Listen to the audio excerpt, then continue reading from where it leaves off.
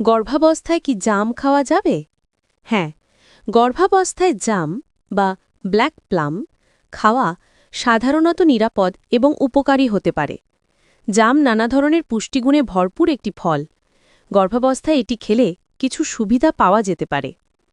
পুষ্টি উপাদান: জামে vitamin C, iron, potassium, calcium এবং অ্যান্টিঅক্সিডেন্ট থাকে, যা মা ও শিশুর স্বাস্থ্যের জন্য গুরুত্বপূর্ণ।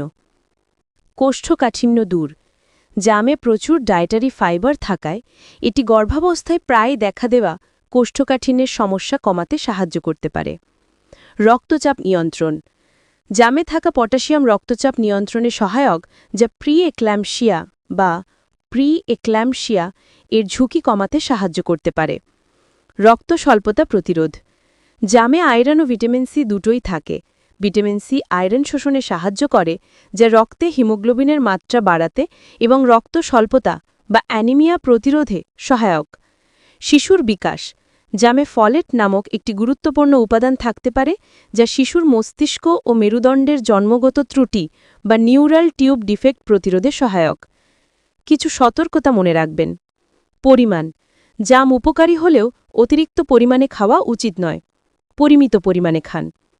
পরিষ্কার পরিচ্ছন্নতা: জাম খাওয়ার আগে ভালোভাবে ধুয়ে নেওয়া অত্যন্ত জরুরি, যাতে কোনো জীবাণু বা কীটনাশকের অবশিষ্ট না থাকে। গর্ভাবস্থায় খাদ্যজনিত সংক্রমণ এড়ানো খুব গুরুত্বপূর্ণ। খালি পেটে নয়: জাম খালি পেটে খাওয়া এড়িয়ে চলাই ভালো, কারণ জামের অ্যাসিডিক প্রকৃতির কারণে এটি কারো কারো ক্ষেত্রে পেটের সমস্যা সৃষ্টি করতে পারে।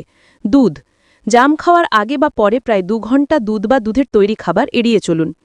যদি আপনার কোনো বিশেষ স্বাস্থ্যগত জটিলতা থাকে বা গর্ভাবস্থা সংক্রান্ত কোনো চিন্তা থাকে, তবে জাম বা অন্য যে কোনো খাবার আপনার খাদ্যতালিকা অন্তর্ভুক্ত করার আগে অবশ্যই আপনার ডাক্তারের পরামর্শ নেওয়া উচিত।